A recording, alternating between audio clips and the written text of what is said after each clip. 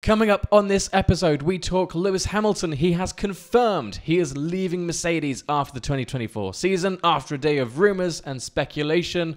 This is F1 Briefings, proudly in partnership with Sports Illustrated. My name is Alex Harrington, and to my right is Lydia Mee. Hello, and if you like what we're saying, please do give us a follow on social media. I'm at Lydia Mee F1, you are at Alex Does F1, and while you're there, give SI F1 and F1 Briefings a follow for all the latest updates. Yeah, definitely, and if you're watching this on YouTube, we are available as a podcast on all your favourite podcast suppliers, but let's get into the news because it has been, like I said, confirmed. Lewis Hamilton is leaving Mercedes. Now, this is pretty big damn news, actually, isn't it? I mean, Lewis Hamilton and Mercedes, they were the same thing. They became a single entity, and now it is no more after the 2024 season. I mean, what a shock this is. It's been rumoured for a long time. I mean, there have been rumours for a long time that Hamilton and Ferrari were going to be joining forces, but it actually came to fruition today. Yeah, and obviously it's shocked everyone.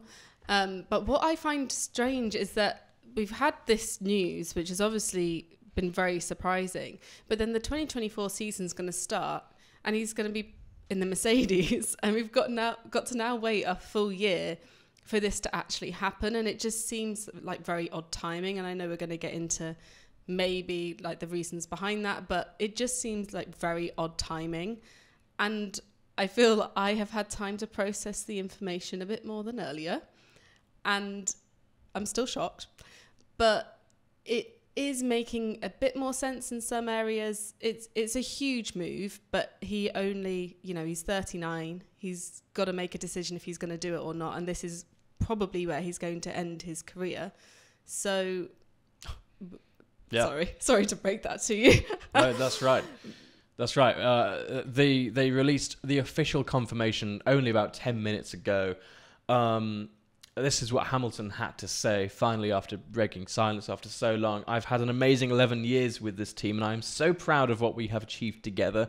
Mercedes has been part of my life since I was 13 years old. It's a place where I've grown up, so making the decision to leave was one of the hardest decisions I've ever had to make. But the time is right for me to take the step, and I'm excited to be taking on a new challenge. I will be forever grateful for the incredible support of my Mercedes family, especially Toto for his friendship and leadership, and I want to finish on a high together. I am 100% committed to delivering the best performance I can this season and making my last year with the Silver Arrows one to remember. And hopefully it will be. Like, we kind of hinted at the reasons behind this. 2021 was obviously very difficult for Lewis. 2022 and 3, again, very difficult, with the Mercedes cars just completely missing the mark when it came to the ground effect aerodynamics. And, we've seen that they have been doing their best to cultivate a team to provide Lewis with what he wants. They brought in James Allison once again. They really took on board what he was saying with the cars, but now it looks as though really it was all not a waste of time, but it doesn't feel like it's now moving towards anything. No, and also that's why I feel it seems like a strange time, because they're finally, it looks like they're finally going in the direction that Lewis wanted them to go in, and then he's like, see ya, I'm off. And it just seems odd to me to not see how things pan out in 2024 with Mercedes. But then, if he's... Ferrari's the team that many drivers will dream of driving for. So maybe he just thought, I need to make this decision and I'm going to just go for it now. Yes. I mean, we've seen him change his management. We've seen him, Angela Cullen left to do her thing. Maybe he is thinking, okay, fresh start. It's been difficult, so a fresh start. A lot of people have been saying maybe something happened behind the scenes. I mean, it wasn't long ago. It was only last year where Hamilton confirmed, and Mercedes confirmed that Mercedes 1+1 contract. So something has happened in the interim, between this and then. So what has happened, we don't know. Whether we'll ever find out, I don't know. Toto Wolff seems pretty optimistic, I suppose is the word. He says, in terms of a team driver pairing, our relationship with Lewis has become the most successful the sport has seen, and that's something we can look back on with pride. Lewis will always be an important part of Mercedes motorsport history. However, we knew our partnership would come to a natural end at some point, and that day has now come. We accept Lewis's decision to seek a fresh challenge, and our opportunities for the future are exciting to contemplate. But for now, we still have one season to go, and we are focused on going racing to develop a strong 2024. Yeah, I mean, there's obviously a lot they're not saying. This is lovely, happy PR speak. Something has been brewing behind the doors of Mercedes for a long time, I feel. There's people have spotted a few moments of friction between Lewis and Toto and his team and the factory. Lewis has always been very confident, like we lose together, we win together. But that almost started breaking down towards the end of last season. Yeah, I think, like you've said previously, it's been a tough few years for Hamilton as well. And part of me is disappointed. I kind of thought he'd see the down patch through. I think it shows a lot to win with such a dominant team, but also to go through the hard times and build the team back up again. So I am slightly disappointed in that situation. Yeah. But also I feel that, Ferrari is a great team, but they have also had their struggles in the last few years. They're also kind of trying to build things back up again. Maybe he's thinking he can get Ferrari back to their championship winning days, and how incredible would that be? Yes. I mean, Ferrari it's like we said in the video before, it's a global brand. Everyone knows the brand. The Tifosi are some of the most enthusiastic and passionate fans Formula One has ever seen. So for Hamilton, the Italians are so passionate about this sport, and this is only a good thing. And Hamilton has been kind of welcomed already with open arms. So for Hamilton, it looks like it's actually a great move. And I understand, Hamilton has always been very family orientated. It felt like Mercedes. I mean, I think he said himself that Mercedes was his family. No longer. But Ferrari will be able to give him that kind of family pride. Now, the question is Charles Leclerc. Lewis Hamilton's going to be replacing Carlos Sainz. That has not been confirmed by Ferrari, but it's pretty damn obvious. But Charles Leclerc, he's been promised the world by Ferrari, hasn't he? Yeah, I mean, they've never stated publicly that Charles Leclerc is their number one driver. I mean, him and Carlos Sainz are pretty evenly matched, to be fair, in terms of performance. Carlos was the only non-Red Bull driver last year to actually win a race, which is incredible. But it's been fairly obvious that they've kind of been leaning more towards Charles Leclerc over Carlos Sainz.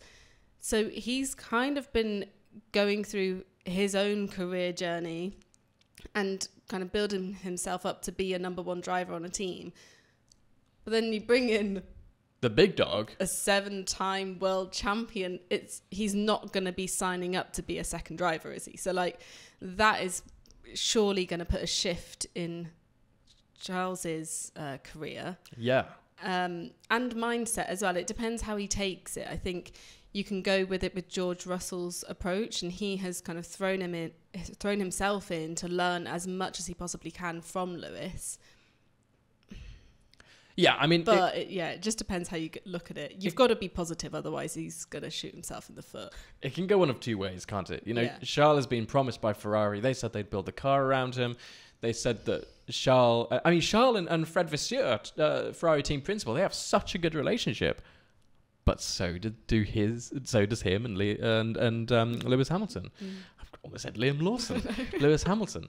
They have history, GP2, Formula 3, and obviously they've been talking. Apparently, according to Fred Vasseur, they talk after every single race, him and Lewis Hamilton. So there's obviously a very, very strong relationship there. Interestingly, there's also a strong relationship between Toto Wolff and Fred Vasseur as well. Let's see if that carries on. But yeah, I think you're entirely right. Charles Leclerc is going to be thinking, wait a second, I was kind of gearing up to be the lead driver in Ferrari, a prestigious role in the sport, and now Lewis Hamilton's coming along, and he can either think, okay, I'm going to take this positively and learn from him, learn from one of the best the sport has ever seen. Or maybe he's thinking, wait a second, I've been pushed down a notch. And I don't know. Maybe we're going to be seeing a bit of friction between the two. Maybe the thing is you watch the interviews between where Charles is asked about Lewis and how he feels, and he seems just completely smitten. It's really lovely seeing that the respect that the Monegasque has for Lewis, and I think it's going to go well. I think it's going to be a great partnership because, like you said, Ferrari don't usually choose sides with their two drivers. No, and I would like to think that all drivers on the grid have respect for Hamilton. He's done so much for the sport, but it's different when the reality is that he is joining you as your teammate. Scary. It's a daunting thing. Yeah. But he's got to be clever about it, I think. And I think he will kind of respect, obviously, that Hamilton is going to be the number one driver, let's be honest, but I don't think he's going to kind of step aside. He will be fighting for himself as well. Yeah, and it's good to have a rivalry between the team members. Long as it just doesn't, Yeah, I mean, look at Lando tipple Norris. over. Yeah, you look at Lando. Yeah, I mean, you don't want a Max Verstappen and Daniel Ricciardo, do you? But you want a Lando Norris and Oscar Piastri. Oscar comes in and Lando goes, wait a second, I've got to step my game up. Yeah. That's the one thing these teams will want is two drivers who want to beat each other. That is the ultimate goal. So, let's move on. Who will replace Lewis Hamilton? Because look, it's been a slow off season, but Lewis Hamilton moving from Mercedes, this is not... People haven't just dropped a pebble in a pond. There's a rock, and they've dropped it into a tsunami. Like, things are happening. This is big. This is going to shake up the grid massively. Yeah. So, let's start with the first question. Who is going to replace Lewis Hamilton? They are big shoes to fill. Yeah. I mean, who do you think? Oh, well, Say on three. No, Alex Albon. Yes, I realistically would say Alex Albon too. Yeah. He, his time in Williams, first of all, he was in Red Bull against Max Verstappen. That didn't go too well for him. Although, looking at the statistics, he actually wasn't far off Perez in times.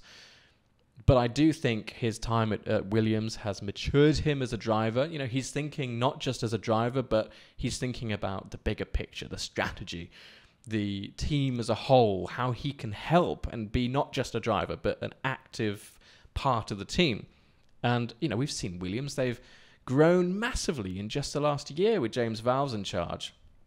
And so, yeah, I think Alex Albon will be great. And he has a very good relationship with George Russell already.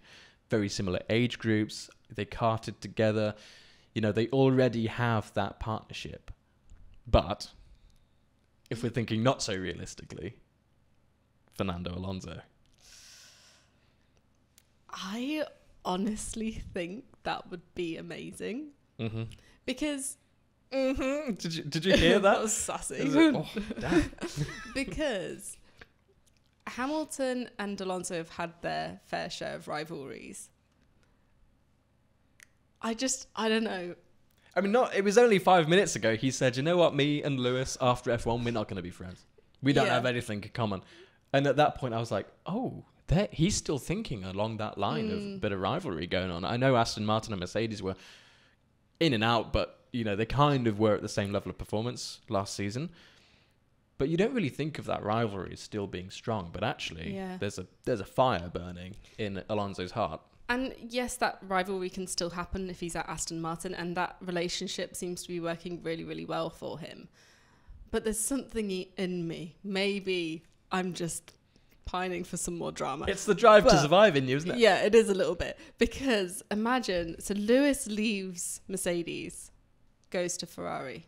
He does his thing. Alonso's like, I'm going to take your seat at Mercedes and show you why you shouldn't have left. Oh. And the contracts line up, both for Alex Albon and Fernando Alonso. They do. I think Albon is more realistic. I do like to think that because I think Williams is going in great places. in great places, two great places. It's been a long day. And I like to think... Been out for about 12 hours now.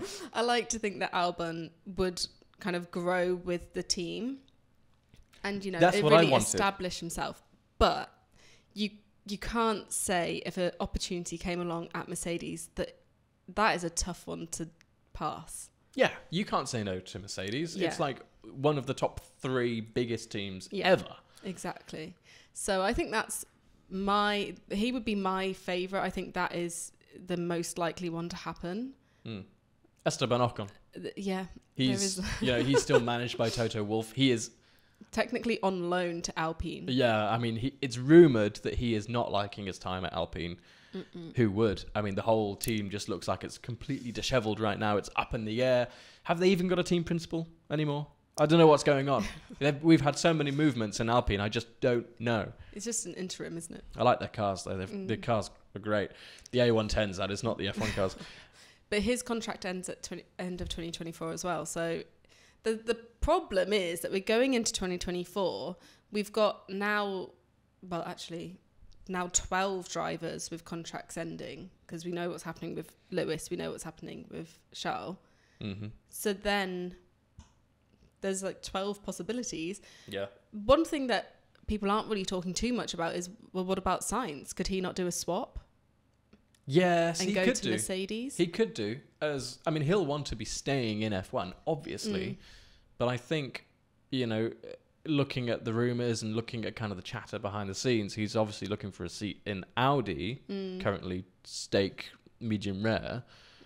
But I don't know. It feels like that maybe is him giving in a little bit it is a stopgap. Him thinking, I've got a seat. I'm just going to wait it out until Sauber becomes available. If he even wants to go to Sauber, we don't know for sure yet. I think with Mercedes as well, as Lewis leaving will be a big dent on the team, kind of in terms of morale and whatnot. They've also got to keep George interested, and he is going to want to feel like the number one driver. If you brought in Carlos Sainz or even Albon, is that... I would say Albon is a more mature and well-constructed driver over Russell.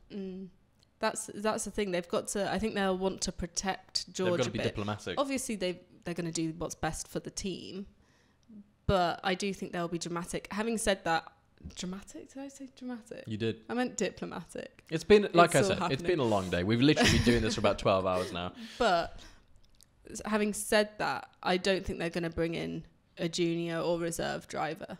No. Mercedes, they don't do things like that. No. It's not going to happen. The question is, how long has all this been going on? Because we've had a few teams going, wait a second, I like where we're at with this person. I don't want them moving over to that gap forming at Mercedes. Yeah. Going to lock in Lando Norris for however long, a multi-year contract. Yeah. Going to lock in Leclerc, obviously, for a multi-year contract. Who else is locked in? I mean, Oscar Piastri's in McLaren for a pretty long time. Yeah. I was going to say Stroll. Stroll's probably, He's pretty locked in, isn't he? Yeah, he's not going anywhere except for DNA. Yeah, family ties. He's just, it's just rolling, isn't it? Yeah. Contract. So, we do wonder how long this has been going on for. There was the advert, the promotional thing from Pironi, wasn't there, with Ferrari having the little car with number 44 on. Obviously, that's to do with 1955 Monaco win.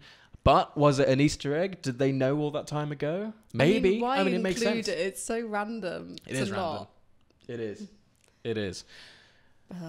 Okay. We've talked about who will be replacing Lewis. Yeah, Nico Rosberg. Nico Rosberg. Gonna get Latifi back, everybody. What's happening to Carlos Sainz? That is the question, is it? What is happening to poor Carlos Sainz? He's a talented driver. Like you said, he won the only non-Red Bull win last season. He's shown that strategically he's there. He's obviously got the talent behind the wheel. Where's he going? I mean, there's clearly going to be interest in him. Interestingly, I never considered him before today as an option for Red Bull in 2025, because I just assumed he'd extend with Ferrari. I didn't really see him not continuing with Ferrari, so my bad. But Perez, his contract finishes at the end of 2024. Christian Horner has already said it's his to keep. It's all down to his performance this year. We'll see. We'll see what happens. Carlos started. Well, he's been with Toro Rosso before, the Red Bull family. So that's a potential for him. That would actually be great, you know. Yeah. I think that would do him a bit of. It would put him in the right place. I feel. I never thought Carlos Sainz was a lead driver. Being alongside Max Verstappen might just solidify himself as a support driver, as a back gunner. You don't think he could be a lead driver? No, I've got to admit, I don't think so. He's very, very talented. But I'm going to agree to disagree. Yeah, let us know down in the comments if you agree. I'm not sure. I haven't been quite won over yet. I think he's one of the greatest drivers on the grid. But is he a lead driver? I don't know. I do, just moving on before we have some sort of argument online, I do think that moving to stake, which seems to be a lot of people's prediction, I just think that is almost letting himself down a little bit. Is he then just waiting for Audi to come in? And I don't know. Yeah, I feel like that would be a stopgap. Yeah. And I wouldn't want him to do that. Yeah. I think he's better than that. Yeah. Yeah. So yeah, Audi's coming in 2026. He's just got to find a seat for to get him through. But yeah, I agree. But also, there's no guarantee that he's actually interested in Audi. No, all that's of right. this has come about because of the connection with his dad. Obviously, that is a strong connection. But if Red Bull offered him kind of a multi-year contract that goes beyond 2026, I don't think he'd hesitate to snap it he would up. say, because let's not forget, Audi will be new. Yeah, he won't know what level of performance they will be Yeah, just because they are, VAG as a brand is massive and they've got all the money. Just because they've got that doesn't mean they're actually gonna be any good. Like let's remember that. We don't know yet. They could be, but they could not be. So if he was offered a seat at Red Bull, I think it's a no-brainer he'd stay with Red Bull, even when they are going to, they're obviously producing their own powertrain alongside Ford. Things could be a little difficult, but things could be difficult for any of the teams because it's quite a big regulation change. Look, let's leave it here. It's been a very long day, and I'm still getting over it. I'm still calculating in my mind, like, what the hell is going to go, what's happening? Yeah. So look, I hope you've enjoyed this video. Let us know down in the comments if you actually agree with Lewis Hamilton. Is this a good move for the driver? Because, we just don't know yet. Ferrari is not a proven concept. Mercedes isn't either. He's taking a gamble, but it's so exciting. It's such an exciting gamble. Thank you for doing something, F1. You've made us forget all about the Andretti drama. Not forgotten. Not forgotten. Not forgiven either. But anyway, hopefully you enjoyed this video. Please like and subscribe while you're down there. Leave a note in the comments. Follow me, Alex Does F1. Follow Lydia me, F1. And we shall see you in the next video. See you there.